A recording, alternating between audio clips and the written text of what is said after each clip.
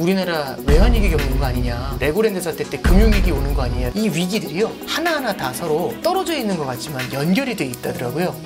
왜 그러냐면 하나의 위기가 소멸이 돼가면서 그걸 소멸시키기 위해서 썼던 부양책이 또 다른 부작용을 낳아서 그 다음의 위기를 잉태하는 구조죠.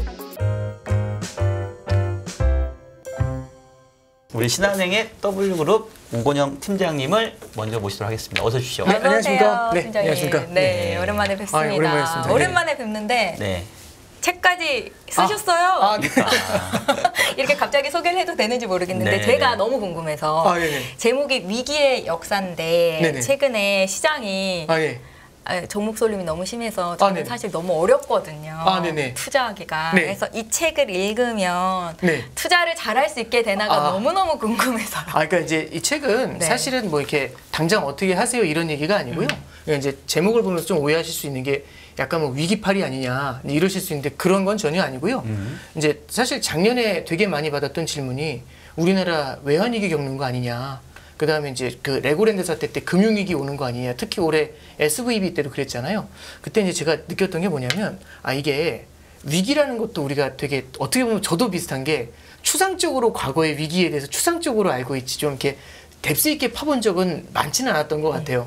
그래가지고 저도 작년에 이제 그 질문을 받으면서 자료들을 좀 많이 이것저것 좀 찾아봤습니다.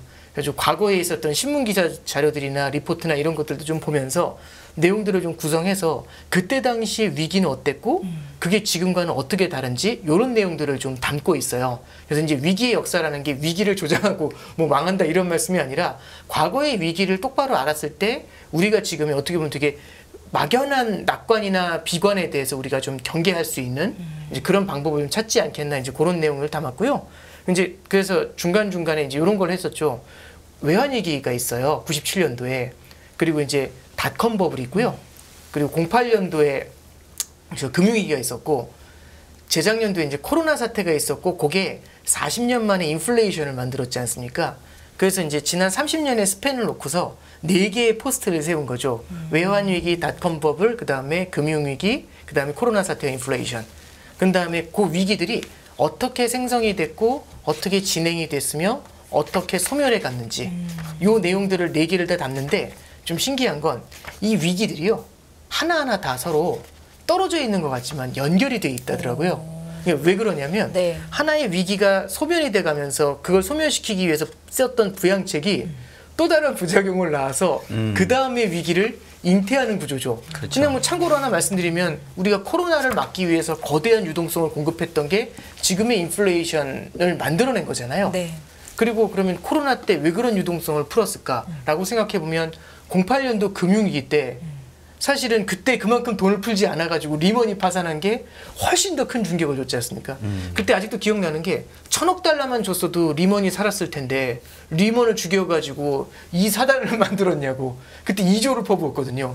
그러니까 이제 사실상 생각해 보면은 그때의 기억을 되살리면서 이 금융위기 때 그걸 해결하기 위해서 결국에 느꼈었던 그 디플레이션에 대한 트라우마, 그 위기에 대한 트라우마가 코로나를 만났을 때 볼 거 없다 퍼부어 해가지고 퍼부었고 그게 코로나를 해결하면서 또 다른 걸 만들어낸 이제 그런 케이스죠. 그래서 그런 위기들이 이 4개의 위기가 서로 다 얽히고 설켜 있는 그런 그림이 되어 있더라고요. 그래서 이렇게 4개의 역사 포스트를 세워놓고 그걸 연결을 했습니다.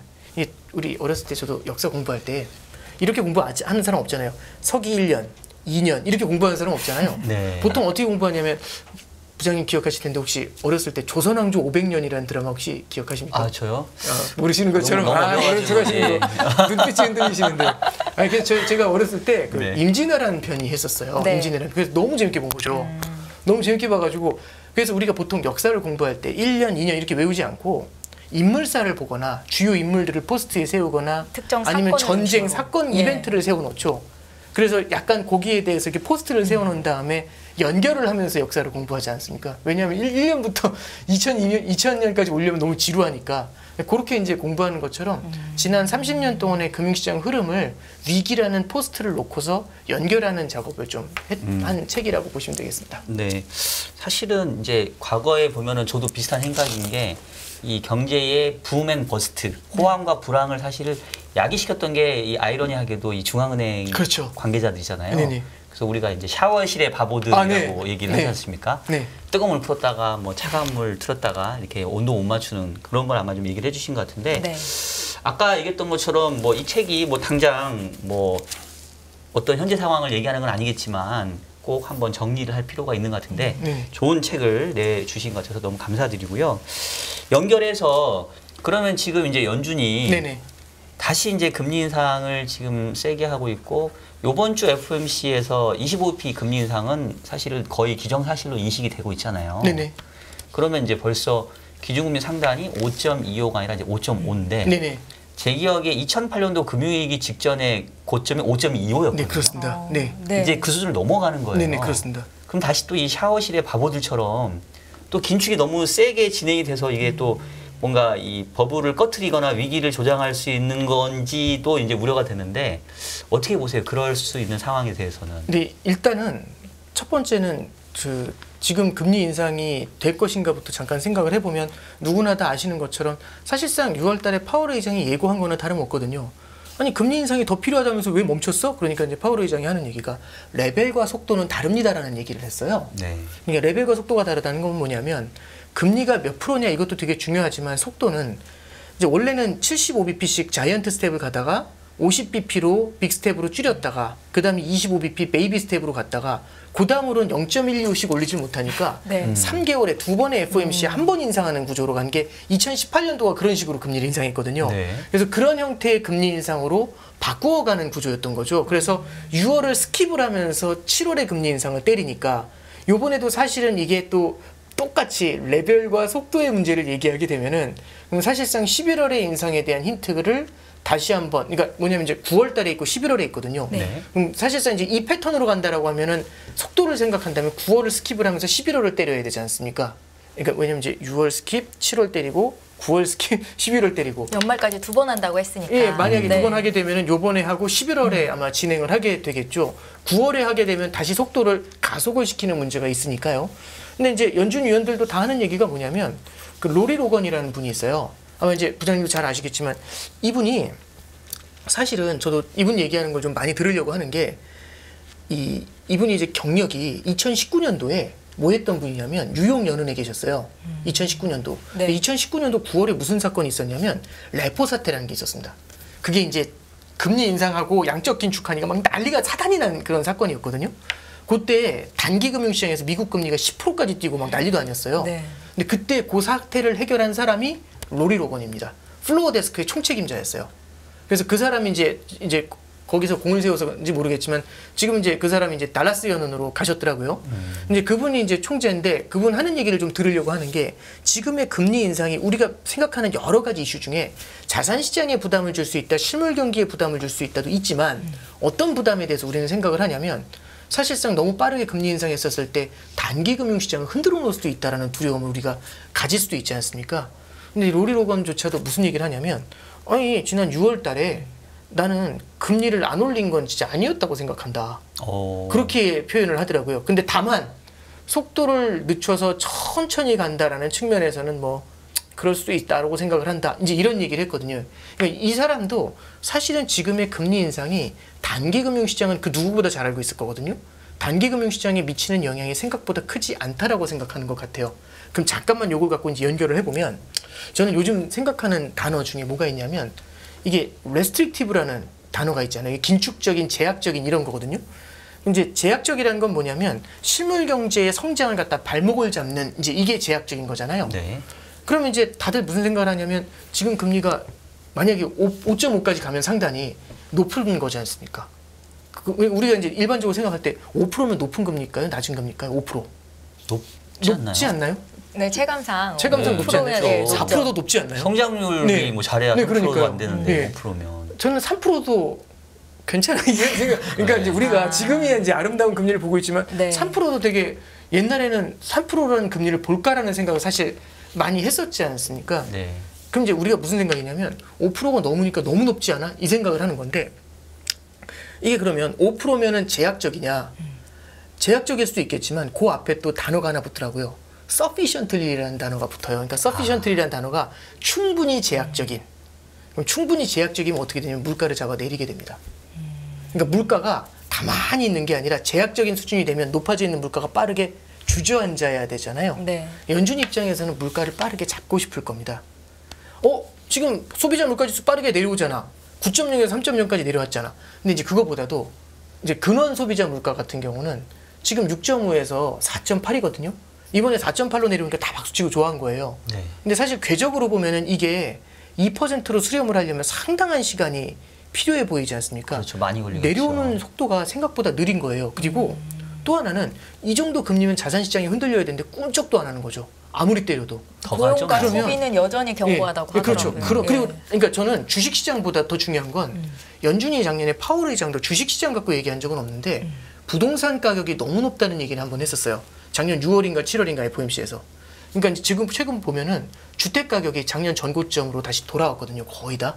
바로 밑바닥까지 올라와 있어요. 그리고 네. 주택 시장에 이 매물이 잠겨가지고 찾을 수가 없을 정도입니다. 자, 그러면 요건 이제 시사하는 바가 뭐냐면 여기에 대해서 이제 질문이 나오는 거죠. 제약적인가? 충분히 제약적인가? 그렇죠. 그러니까 제약적인가 그러니까 그럴 수도 있고 아닐 수도 있는데 충분히 제약적인가? 그럼 여기에 대해서는 우리가 아닐 수도 있다라는 생각이 드는 거거든요. 그러면 이제 여기서 이제 어려운 얘기만 계속하는 것. 여기서 이제 중립금리에 대한 얘기가 나가는 것 같아요. 중립금리라는 게 뭐냐면 이 정도 금리 레벨이면 네. 이 정도 금리 레벨이면 물가가 오르지도 않고 내리지도 않는 정말 아름다운 뜨뜻미지근한 그 아름다운 레벨의 금리를 중립금리라고 하고요. 이거는 신만이 알고 있다고 하죠. 아무도 모르는 금리입니다. 네. 근데 신만이 알고 있고요. 다만 있겠죠. 어딘가에 그 금리가 존재하겠죠. 그리고 그 금리가 사람의 이 경제의 체질에 따라서 계속해서 바뀌긴 하겠죠. 근데 이제 한 가지 좀 생각할 게 뭐냐면 지금 연준도 그렇고 실물 경제에서 대부분 다 생각하는 게 중립금리를 0.5% 정도로 보고 있어요. 근데 우리가 이제 물가 목표가 2%지 않습니까? 두 개를 합치면 2.5가 되잖아요. 한번 잠깐 생각해 보시면 지금 금리가 되게 높은데 3%가 조금 높다고 말씀하셨잖아요, 아까. 보통 우리한테는 마음속에 안정적으로 적절한 금리가 그럼 얼마일까라고 생각하면 2.5면 어떠세요? 그 괜찮네요. 정도면 네. 그렇지 어떠세요? 않나요? 예. 2.5면 대출도 더 할 것 같고. 아, 그런가요? 네. 예. 1.5는 너무 낮죠. 너무하죠, 1.5는. 1%대는 좀 예, 왠지 낮아 1%대는 보이는. 너무하죠. 네. 이 보통 이게 많은 분들하고 얘기하다 보면 2에서 2.5 사이 정도를 얘기하시거든요. 그 정도가 우리가 생각하는 중립금리다라고 이제 보통 이게 얘기를 하는 것 같아요. 근데 문제는 뭐냐면 그 정도 중립금리가 올라올 수가 있다는 거죠. 옛날에는 그 정도면 그거보다 높으면 흔들렸는데 이제는 흔들리질 않으면 이 중립금리 자체가 더 올라갈 수가 있다라는 겁니다. 최근에 저는 채권 시장에서 금리가 탄탄하게 반응하는 게 그거하고도 좀 연결되어 있다라고 보고 있고요. 자, 그럼 이제 얘기가 좀 돌아갔는데 이걸 갖다가 연준의 이제 FOMC로 연결을 하게 되면은 연준에서는 이제 결론적으로 이번 FOMC에서는 이런 부분들을 좀 바라볼 것 같아요. 주택 가격이 빠르게 반등을 하고 있는데 이걸 바라보면서 이 자산 시장과 인플레이션의 관계에 대해서 연준은 어떻게 생각하는지 이게 1번인 것 같고요. 저는 방금 전에 말씀드렸던 것처럼 restrictive라는 단어, sufficiently restrictive한 그 레벨이 어딘가에 대한 얘기가 좀 오가게 될 것 같아요. 그게 어떤 것과 맞물려서 오가냐면 지금 소비자 물가 지수가 3%까지 내려왔지 않습니까? 근데 이제 이걸 바라보진 않을 것 같고요. 근원 소비자 물가 지수 4.8%를 놓으면서 이게 아마 다음 달에는 살짝 고개를 들 것 같거든요. 네. 이걸 바라보면서 과연 충분히 제약적인 것이 무엇인가에 대한 얘기를 저는 좀 진행을 할 것 같고요. 그리고 이제 마지막으로 하나 더 말씀드리면 이번 FOMC에서 이게 있을 것 같습니다. 그 SVB 사태 이후에 금융 규제를 강화하자는 얘기가 있었잖아요. 네. 이걸 FOMC에서 이번에 이제 결정을 좀 하게 될 텐데 금융 규제 강화 방안은 두 가지인 것 같습니다. 첫 번째는 은행들한테 중형 사이즈 이상의 은행들한테 자본을 추가로 적립하라는 얘기를 할 것 같아요. 이게 통과가 될 것 같은데 네. 자본을 추가로 적립을 한다는 얘기는 제가 캐시를 갖고 있는 걸 더 쟁여놓으라는 얘기거든요. 은행인데 아니 캐시를 갖고 대출을 해줘야 되는데 그래야 돈을 벌지 않습니까? 위험하니까 자기 자본을 더 쌓아 이 얘기로는 그러면 자본을 더 쌓아야 되지 않습니까? 그만큼 대출이 못 나가는 문제가 생겨요. 요걸 아마 이번엔 결정을 하게 될 것 같고요.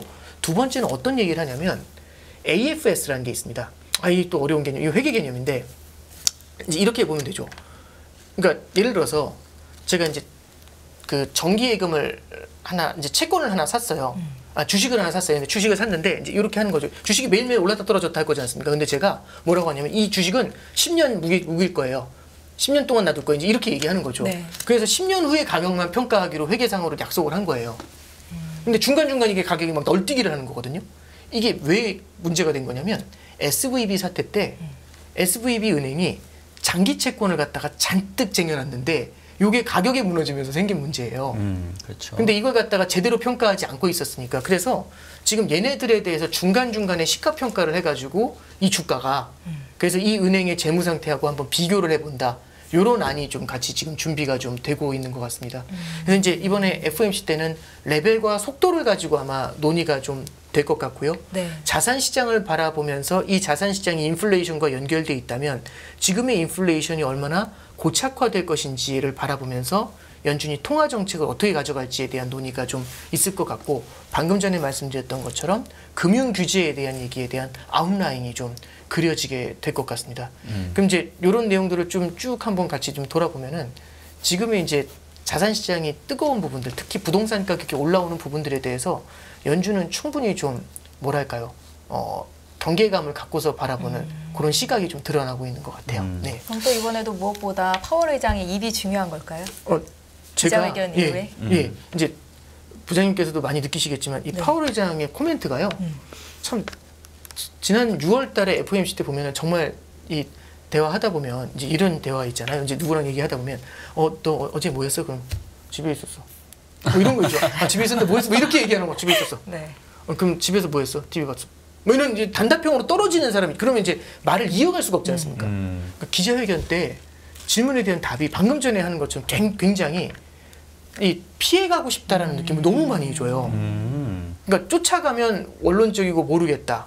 내지는 다음에 얘기하자. 이제 이런 식으로 이제 계속 피해갔거든요.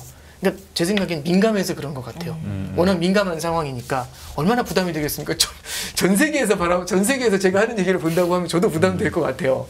그러니까 이제 그런 것 때문에 계속 피해가려는 모습이거든요. 그러니까 파월 의장이 여기서는 뭐 말을 되게 좀 흥미로운 우리가 이제 무언가 힌트를 얻을 만한 얘기를 최대한 아끼려고 할 것 같아요. 중요한 분기점에서.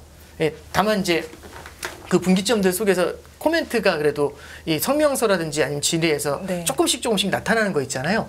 거기에 대한 시장 반응이 저는 조금 더 중요하지 않겠는가 그렇게 네. 생각을 합니다. 그 이번 FOMC에서 어떤 포인트를 이렇게 좀 중요하게 봐야 될지 관전 포인트는 얘기를 해주신 것 같긴 한데, 네네. 근데 사실 이제 시장 참가자들의 이제 관심은 네네. 잘 모르겠고 네네. 이번에 금리 인사 하는 게 끝이냐, 네. 아니면 정말 점도표처럼 한 번 더 하느냐. 네. 그리고 아까 얘기했던 것처럼 속도로 생각한다면 지금 두 회의에 한 번 하는 꼴이니까 네. 7월에 하고 9월에 쉬고 11월에 하냐, 이제 이 부분을 상당히 좀 관심 있게 보는 것 같아요. 네네. 특히 우리 팀장님 보시기에는 네네. 어떻게? 그 질문 아마 파월 회장한테 하면 라이브다라고 얘기할 거예요. 모든 회의는 라이브다. 네. 근데 제가 근데 지난번에도 한번 비슷한 말씀을 좀 드렸었는데 저는 정해져 있는 미래는 없다고 생각하거든요. 이게 왜 그러냐면 이제 이런 거죠. 제가 예를 들어서 이제 옆반 선생님이고 제가 우리 반 선생님인데 옆반 선생님인데 너무 애들을 많이 혼내신 거예요.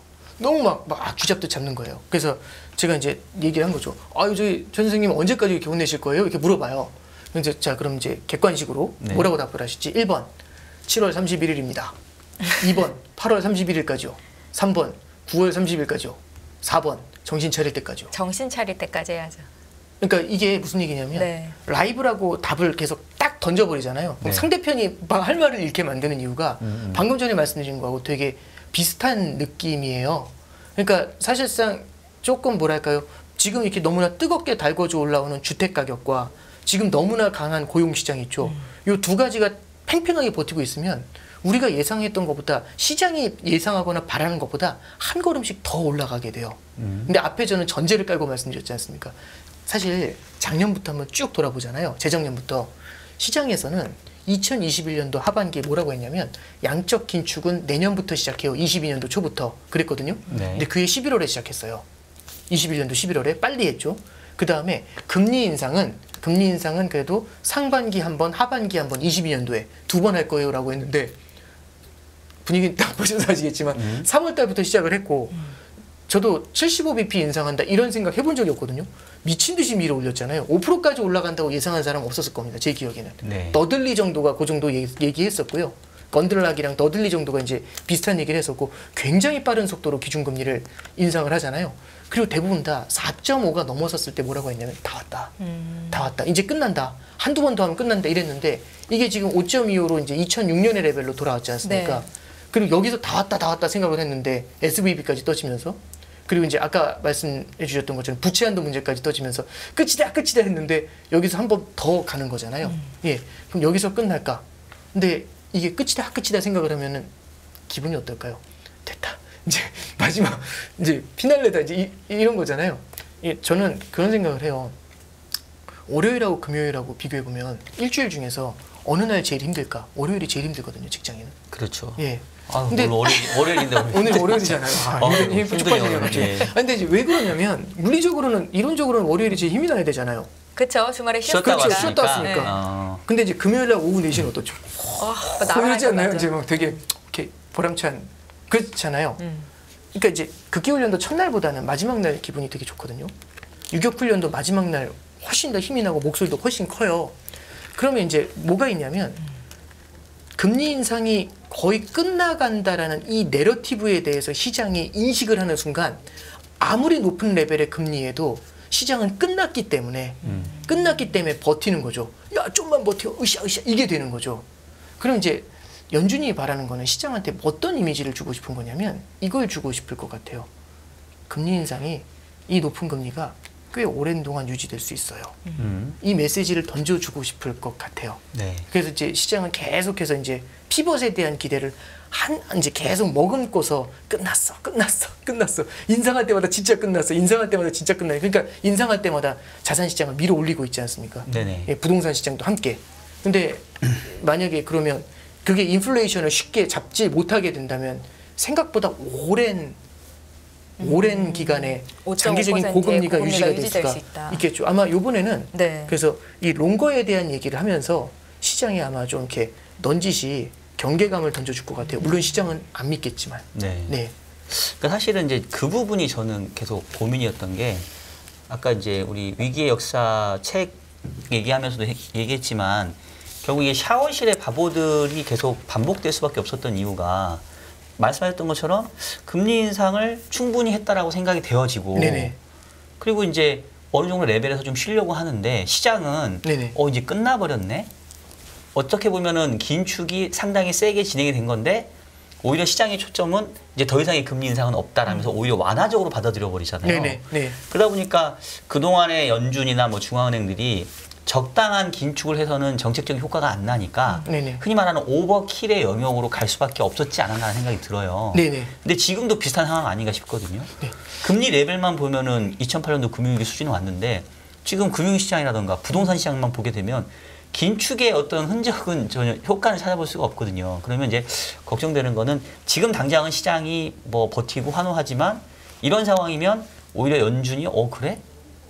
충분히 긴축적이지 않나 보는데 이러면서 과한 긴축을 할 가능성이 커지지 않나 싶고 네. 그래서 또 한 번 다시 또 뭔가 이게 뭐 위기가 올 수 있는 그런 위험성을 혹시 어떻게 보시는지. 그러니까 이제 뭐 위기까지는 모르겠지만 네. 아마 실물 경제에 생각보다 높은 금리가 유지가 되는데 이제 이런 게 있어요. 아까 전에 제가 충분히 제약적이라는 말씀을 좀 드렸었잖아요.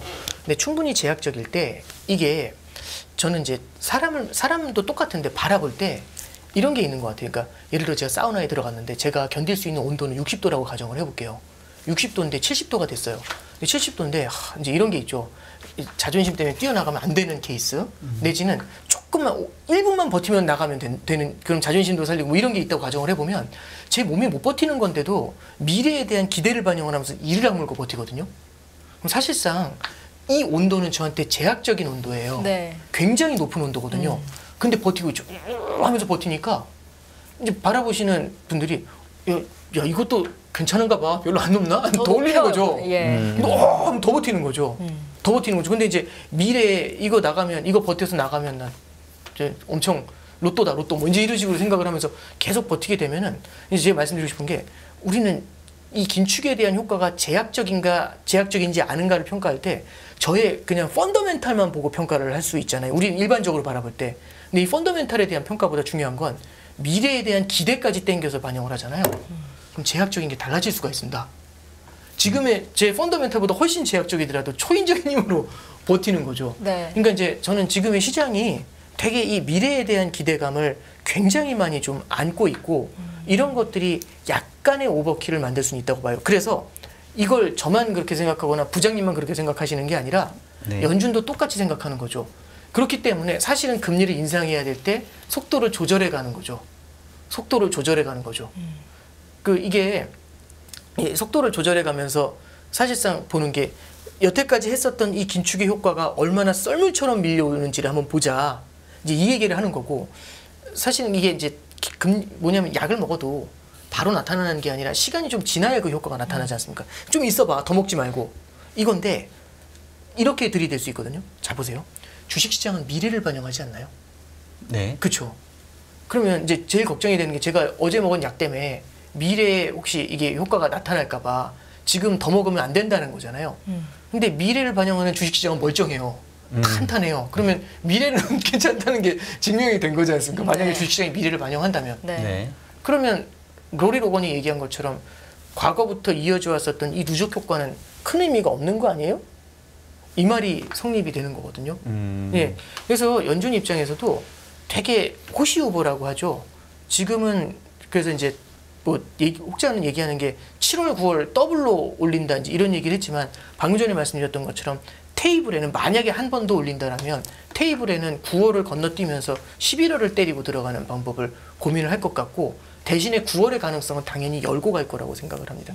이렇게 하면서 계속 시장한테 이 금리가 오랜 기간 유지가 될 것이다. 이제 이런 경계감을 계속해서 심어주려고 할 것 같아요. 네. 그러니까 시장이 생각보다 끝까지 버틸 수도 있다는 말씀이신 건가요? 저는 잘 어려워요. 이제 팀장님. 이런 네. 굉장히 이제 그렇죠. 이제 저는 그런 생각을 좀 해봐요. 뭐냐면 시장은 연준이 높은 금리를 오랫동안 유지한다? 이걸 안 믿는 이유가 있죠. 왜 그러냐면 물가가 내려올 거잖아요. 물가가 내려올 거지 않습니까? 그러니까 이제 한번 요런 생각을 한번 잠깐 해보죠. 올해 하반기가 아니라 네. 조금만 길게 한 2, 3년 후를 한번 생각해 보시죠. 제가 이거 많은 분들한테 여쭤보거든요. 2, 3년 후에 지금보다 물가가 올라갈까요? 내려갈까요? 2, 3년 후에는. 내려갈 것 같잖아요. 네, 내려가 그렇지 있을 않나요? 것 같아요. 결국엔 내려가겠죠. 그러니까 그죠? 그렇죠. 예, 결국엔. 어떤 형태로 네, 내려가는지가 어떤 형태로 중요하지만, 내려가겠죠. 예. 두 번째는 금리는 당연히 내려가겠죠. 지금 수준보다는. 예, 그렇죠. 뭐 환율도 당연히 내려가겠죠. 지금 수준보다는. 그러면 물가가 내려가고 금리가 내려갈 거지 않습니까? 결국에는. 네. 저성장, 저물가, 저금리의 환경이 지난 10년간 코로나 이전에 이어졌었던 거잖아요. 얼마나 걸릴지 모르지만 그렇게 머지않은 미래에는 다시 한번 우리가 좋아했었던 저성장, 저물가, 저금리가 결국엔 돌아올 거거든요. 그럼 저성장, 저물가, 저금리에서는 누가 좋냐면 당연히 대형 성장주가 좋았던 거 아닌가요? 예를 들어 주식에서 보면은 네. 부동산 시장도 그렇고 그럼 결국엔 그쪽으로 갈 거라면 굳이 우리가 샀다 팔았다 할 필요가 없지 않나요? 그냥 버티면 되는 거 아닌가요? 예, 그러니까 지금 시장은 바라보는 건 결국에는 금리는 내려올 거고 결국 연준이 뭔 짓을 하든 간에 금리를 올리건 안 올리건 뭔 짓을 하는 거 간에 물가는 내려올 거고 금리는 내려올 거니까 달러는 약해질 거고 그러면 그 미래를 미리 땡겨서 반영을 해놔야죠. 그러지 않을까요? 그래서 저는 지금 시장이 되게 뜨거운 반응을 보이고 있는 이유는 어쩌면 더 먼 미래에 있는 것들까지 계속해서 땡겨오고 있다는 생각을 좀 해봐요. 네. 그럼 이 기대를 갖다 꺾는 가장 좋은 거는 연준이 겁을 주거나 이게 중요한 게 아니라 만약 이게 어떤 리스크가 존재하냐면 딱 하나의 리스크가 있다고 봅니다. 인플레이션이 고착화될 수 있다는 두려움. 네. 이걸 만약 시장이 인지를 하잖아요. 이런 것들은 시장에는 굉장히 큰 부담을 줄 수 있습니다. 그러니까 물가가 빠르게 내려올 거라고 생각을 했는데 이게 생각보다 안 내려오고 쫙 펼쳐져서 오래 가면 우리가 생각하는 그 미래가 안 펼쳐질 수 있잖아요. 그럼 이런 것들이 좀 두렵게 느껴지는 거지. 파월이 금리 오랜 기간 유지할 수 있어요. 한 번 더 인상할 수 있어요. 이런 데는 크게 겁을 먹지는 않을 것 같아요. 네. 그런데 이게 참 이렇게 오늘 이제 방송을 하면서도 저도 느끼는 게 뭐 저희 그 채팅창에도 있지만은 뭐 지금 장에는 뭐 금리고 매크로가 필요 없고 네. 네네, 그렇죠. 누가 포스코로를 들고 있고 네네, 누가 맞아요. 에코프로를 들고 있든지 뭐 그게 무슨 의미가 있냐라고 네네. 이제 생각하시는 분들이 이제 꽤 많아요. 그러니까 매크로에 네네. 대해서 네네. 굳이 이제 매크로가 필요하냐? 아, 네. 그리고 약간 양치기 소년화 같은 느낌? 그럴 수 있죠. 근데 작년부터 이제 매크로의 시그널은 좋지 않았고 네네. 계속 경기 침체에 대한 얘기가 있었다 보니까 오히려 이제 그거를 생각했던 분들 상반기 시장 이제 놓쳐버린 거고. 아, 네네. 이제 와가지고 또 이제 매크로 얘기하니까 아우 지겹다 이제 이런 분들이 많은데. 아, 네네. 저는 이제 오히려 이럴 때일수록 다시 또 매크로를 봐야 되는 게 아닌가 싶긴 한데. 네. 네네. 그러니까 시장의 반응이 보면은 주식시장이 무시하는 거는 그렇다 치는데. 네네. 저도 채권을 오래 했긴 했지만 저도 조금 요즘에 이해가 안 되는 거는 어쨌든 간에 미 연준이 금리를 여기서 한 번, 두 번 정도 올릴 수 있고 그리고 그 이후에도 우리 팀장님 얘기하셨던 것처럼 오랜 기간 유지할 수 있겠다라는 생각이 드는데 네. 지금 미국채 10년짜리 금리가 3.8%대밖에 네, 그 정도 나오죠. 안 돼요. 네네. 그러니까 제 기억에 2008년도 금융위기 때도 기준금리 5.25일 때 한 4.5, 4.7이었거든요. 네네네. 근데 그런데도 막 그때 뭐 이거 이상하다, 이거 무슨 일 나는 거 아니야 했었는데 지금은 그때보다도 훨씬 100bp 정도 더 낮은 네네. 그러니까 역전 폭이 상당히 과거 그 경험보다는 훨씬 낮은 상황인데 이렇게 채권 시장이 기준금리 대비 낮은 금리를 형성하는 이유를 지금 아까 설명하셨던 것처럼 결국은 금리 떨어질 거니까 네, 그렇죠. 역시 채권 시장도 이렇게 그냥 예. 반영하고 있다고 봐야 되는 것인지 네네. 아니면 채권 시장의 어떤 동물적인 감각으로 야 이거 지금 당장은 좋을지 몰라도 지금 현재 금리 이제 못 버텨 조만간 정말 사단 난다. 네. 정말 그 태풍 불고 폭풍 전야에 개미떼들이 막 행렬해서 도망가는 것처럼 그런 것이 있을지 저도 많이 좀 헷갈리는데 우리 팀장님 보시기에는 어떤 견해를 갖고 계시나요? 저는 이제 10년짜리 국채 금리가 되게 중요하다라고 생각을 하는데요. 네. 요즘 보면은 10년짜리 국채 금리가 낮았을 때가 지난 5월 초에 제 기억에 3.3까지 내려갔었어요. 네. 그때 소비자 물가 지수가 한 5 정도 됐거든요. 소비자 물가 지수가 5% 정도였는데 국채 금리가 3.3이에요. 소비자 물가 지수는 3으로 내려왔잖아요. 미국 같은 경우는. 네. 그럼 이거보다 내려가야 정상이잖아요. 음. 3.3보다. 3.8이거든요. 네. 이게 좀 이상하지 않냐. 이제 여기서부터 한번 저는 좀 시작을 해보는 거죠.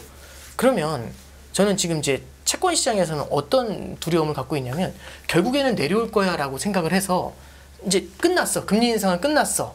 그러면 이게 금리가 지금은 높지만 향후 10년을 보면 충분히 바닥까지 내려올 거잖아요.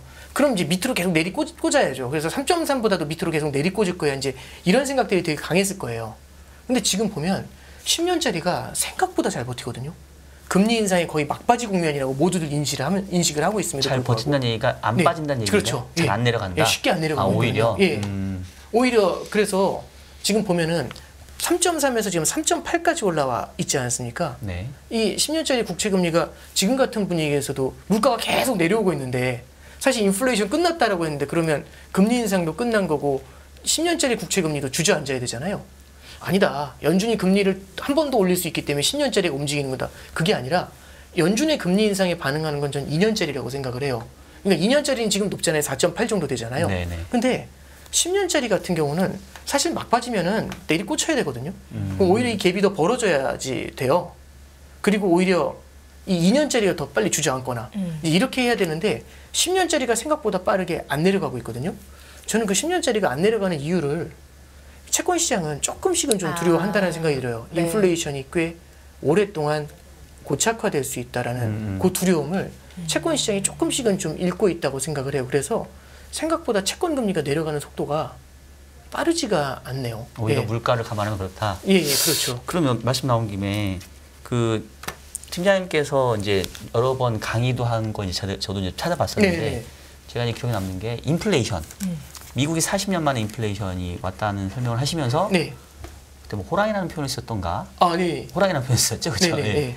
근데 이제 이게 6월까지는 물가가 빠르게 떨어졌잖아요. 네. 그래서 대부분의 시장 참가자들이 이제 인플레이션은 끝났다라고 좀 생각하는 것 같긴 한데 사실 6월까지는 작년 6월에 물가가 워낙 높았기 때문에 기저효과를 타서라도 떨어지는 게 너무 당연했다고 보고 네네. 저는 7월 이후에 물가의 궤적이 더 중요하다고 생각을 하거든요. 네, 맞습니다. 네. 오히려 기저효과를 빼고 나면 다시 또 반등할 여지도 있는 것 같아서 그래서 지금 시장은 인플레이션이 끝났다라는 거에 대한 좀 인식을 강하게 하는 것 같은데 우리 팀장님 보시기에는 인플레이션 사이클을 어떻게 보시는지 정말 끝난 건지 아니면 또 반등할 수도 있는 건지 저는 고용이 이렇게 강하면 인플레이션이 3%에서 쉽게 못 내려올 것 같아요. 이게 이제 예를 들어서 수능 시험이 100점 만점이라고 하면 100점을 맞아야지 이제 되는 거거든요. 예를 들어서.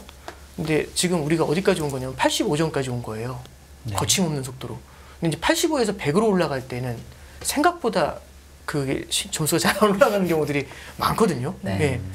그래서 지금은 미국의 임금이 지금 4%가 넘게 올라요. 4.5씩 오르거든요. 네. 전년 대비해서. 임금이라는 건 한 번 올라가면 쉽사리 안 떨어져요. 그럼 얘가 이제 뭘 만들게 되냐면, 그러니까 우리가 이제 이런 얘기 하지 않습니까? 짜장면 가격 폭락이라는 단어는 못 들어보셨잖아요. 그렇군요. 예. 칼국수 가격 급락 못 들어보셨잖아요. 네. 말이 안 되잖아요. 그러니까 우리가 생각할 때 단어는 맞지만 문장은 만들어지지만 말이 안 되지 않습니까? 얘네들이 자영업인 거고 자영업의 물가는 결국 인건비이지 않습니까? 인건비는 두 글자로 임금이 되는 거고요. 지금 임금이 4.4, 4.5씩 오르는데 임금 폭락 못 들어보셨죠? 어감이 되게 안 좋은 단어가 있거든요. 임금 삭감이라고 혹시 들어보셨나요? 아우, 어감 되게 안 좋죠. 아우, 저도 네. 막 갑자기 기분이 예. 그러니까 임금 짜증나려고 그러는데. 예, 그렇죠. 그러니까 우리가 어감이 되게 안 좋잖아요. 네. 임금은 한 번 올라가면 잘 떨어지질 않아요. 그럼 얘들이 인플레이션이 3에서 2로 떨어지는 이 레벨에서 굉장히 팽팽하게 버티게 되거든요. 그래서 사실 중앙은행 입장에서도 브라이트한 뷰를 주고 싶지 않습니까? 그러면 사실 이제 물가 인플레이션은 끝났어 이렇게 선언해 줘야 되는데 네. 내년까지도 쉽지 않을 것 같아. 이제 이런 얘기를 하고 있는 거잖아요. 왜 그런 얘기를 굳이 할까? 쫄아서? 그게 아니라 지금 이제 이 인플레이션에 대해서 중앙은행이 바라보는 시각하고요. 그다음에 시장이 바라보는 시각은 좀 엄연히 다른 것 같고 중앙은행은 그러면 이 3%면 그냥 놔두면 되잖아. 그게 아니라 이 높은 인플레이션이 장기간으로 유지되잖아요. 그럼 인플레이션이 고착화됩니다. 이 고질병이 돼버리면 낫기도 힘들 뿐더러 재발을 할 수가 있어요. 재발이라는 얘기는 뭐냐면 2%로 잡아내렸다가도 금세 오로뛰고 또 잡아내렸는데 또 금세 오로뛰고 이게 70년대거든요. 그래서 연준에서도 요즘 제일 많이 나오는 레토릭 중에 70년대처럼 되면 안 된다는 얘기를 굉장히 많이 합니다. 네. 예. 그래서 저는 이제 요번에도 FOMC에서도 인플레이션이 고착화되는지에 대한 얘기를 좀 하게 될 것 같다는 말씀 아까 이제 체크 포인트에서 이제 넌지시 좀 드렸던 바가 있고요. 예, 그런 점을 좀 더 지켜봐야 된다고 봅니다. 시간이 얼마 안 남은 것 같아서 중요한 질문들을 좀 해야 될 것 같은데 네. 제가 예, 좀 얼마 안 되겠 예. 하나 정도 하실 것 궁금한 같아요. 거. 일단 네. 외환시장이 너무 급하게 움직여서 네네. 앞으로 외환시장이 어떻게 잡히게 되나. 그리고 네네. 이번 주에 또 ECB, BOJ도 있잖아요. 예. 제가 일본 여행을 예정하고 있는데 네네. 많이 가시죠. 일본 환율이 또 어떻게 될지도 궁금하고요. 예. 알려주세요. 네, 일단 저기 원달러 환율 같은 경우를 보면 네. 굉장히 다양한 요인들이 들어가 있는데 환율에서도 마찬가지로 기대에 대한 요인들이 많이 작용을 하는 것 같아요. 그래서 이제 뭐가 있는 거냐면 첫 번째는 미국의 금리 인상 인하에 대한 기대가 있잖아요. 이제 언제쯤 끝나고 언제쯤 인하하고 그러면 이제 인상이 거의 끝나갔다라고 생각을 하면은 이제 이제 인하한다, 피벗한다 그러면은 사실상 금리 이제 환율이 내려오는 거고 달러가 약해지면서 아니다 그럼 튀고 한다 아니다 한다 아니다. 그래서 3분기에는 제 생각에는 이 연준하고 시장하고의 이 컨센서스가 만들어지기가 쉽지가 않을 것 같아요. 둘이 서로 다른 컨셉으로 바라보고 있잖아요. 그러면 3분기에는 계속 시장이 이제 금리 그 옛날에 보면 어렸을 때 그 꽃 있잖아요. 꽃 뜯으면서 사랑한다 안 한다 사랑한다 뭐 이런 거 있잖아요. 네. 금리 인하 한다 안 한다 한다 안 한다 한다 그래서 요즘 보면 환율이 1270원, 1330원, 1280원, 1320원 왔다 갔다 하잖아요. 팍 떨리잖아요. 이런 모습들이 좀 당분간에 이어질 것 같고요. 4분기 정도 되면 그래도 어느 정도는 좀 컨센서스를 만들 것 같아요. 연준하고 시장하고. 네. 예, 그랬을 때는 금리가 어느 정도는 금리 인상이 끝나가고 인플레이션은 어느 정도에서 종료가 될지에 대한 얘기들이 좀 언급이 되잖아요. 예, 그때부터는 좀 느린 속도로 원화 강세가 좀 나타날 거라고 좀 그렇게는 좀 보고 있습니다. 그리고 이제 엔화 말씀을 좀 해주셨는데 지금 이제 엔화를 바라보면 이번 주에 BOJ 되게 중요하다고 생각을 해요. 근데 저는 요번에 이 BOJ를 바라볼 때 많은 분들이 그래서 긴축 풀어 안 풀어 이 질문이거든요. 그 이제 완화를 풀어 안 풀어 이제 이 질문인데 BOJ는 일본 중앙은행 같은 경우는 굉장히 다양한 완화 프로그램을 쓰고 있습니다. 네. 그 중에 이제 대표적인 게 우리가 말해보는 것 중에는 마이너스 금리를 쓰고 있고요. 그 다음에 YCC라고 해가지고 금리를 0.5에다가 상한을 맞춰놓고 올라가지 못하게 묶어놓은 게 있어요. 요 두 가지를 같이 쓰고 있거든요. 그러면 이걸 갖다가 만약에 이걸 완화를 쓰고 있는데 이걸 푼다라고 가정을 해보죠. 긴축으로 전환한다 그러면 하루아침에 YCC를 없애버리고 마이너스 금리를 끌어올린다? 하루아침에 두 개를 다 하지는 못할 거예요. 그럼 어떻게 하냐면 연준도 금리 올릴 때 양적 완화로 퍼붓던 돈을 조금씩 감속을 하는 테이퍼링부터 시작을 해요. 그런 다음에 테이퍼링 양적 완화를 멈추고 그런 다음에 금리를 인상하기 시작했거든요. 스텝 바이 스텝으로 가요. 그러면 일본 중앙은행 입장에서는 뭐라고 하냐면 지난 4월 달에 취임했을 때 한 16개월 정도 긴축으로 전환할지에 대해서 보겠다라는 얘기를 해요. 중요한 워딩이 있습니다. 긴축으로 전환한다. 긴축으로 전환한다는 워딩은 요 프로그램들이 사라지는 겁니다. 마이너스 금리도 사라지고 YCC도 사라지고. 그럼 잠깐 보면 16개월 후에 둘 다 아웃! 이게 아니라 그 전에 조금씩 미세 조정을 하게 되지 않을까요? 그렇죠. 그러면 예를 들어서 YCC를 0.5에다 묶어놨는데 얘를 0.75로 살짝 올려줘요. 요건 긴축일까요? 완화일까요? 완화 속에서 변화를 주는 거겠죠. 네. 그 증거대봐. 왜냐하면 작년 12월에 0.25에서 0.5로 올렸어요. 그거 갖고 긴축이라고 하는 사람은 아무도 없었습니다. 그럼 0.5에서 0.75는 긴축일까? 아니라고 보거든요. 그러면 BOJ 입장에서는 스텝 바이 스텝으로 움직이는 준비를 해야 될 거고요. 첫 번째, 그래서 코멘트는 이렇게 날립니다. 마이너스 금리, 긴축 처리 안 합니다. 긴축으로 전환하지 않습니다. 네. 맞죠? 그렇죠. 그렇죠. 두 번째는 마이너스 금리에서 플러스로 바꾸진 않겠습니다. 당분간. 맞죠? 네. 그렇죠. YCC를 폐지하지 않겠습니다. 당분간. 맞죠? 근데 이런 건 있죠. YCC를 미세 조정할 수 있습니다. 요 얘기는 안 했죠. 네, 저는 그래서 아마 이제 하반기에는 YCC에 대한 한두 상한에 대한 미세 조정이 있을 것 같아요. 근데 일본 중앙은행이 여태까지 한 게 보면 시장이 다들 기대하고 있을 땐 절대 그렇게 안 움직여요. 항상 시장 판을 보거든요. 네. 그래서 다들 에이 안 하나 봐 이때 던져요. 그래서 작년에도 12월에 던졌고 2014년도에도 원래는 저기 내년 2015년에는 한다는 걸 갖다가 14년도 11월에 던져서 2차 양적 완화해서 시장 깜짝 놀라게 하고 그러거든요. 네. 그래서 이제 요번에도 그래서 이게 일본은 이 회계 연도가 3월에 끝난 다음에 4월부터 회계 연도가 시작하잖아요. 그래서 4월하고 10월 달에 반기 전망이 나와요.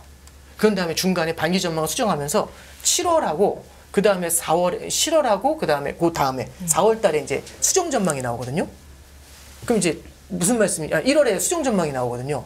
그럼 이제 다들 이제 무슨 기대냐면 7월 달에 수정 전망이 나오면서 아마 이제 일본이 정책 변화를 할 거야.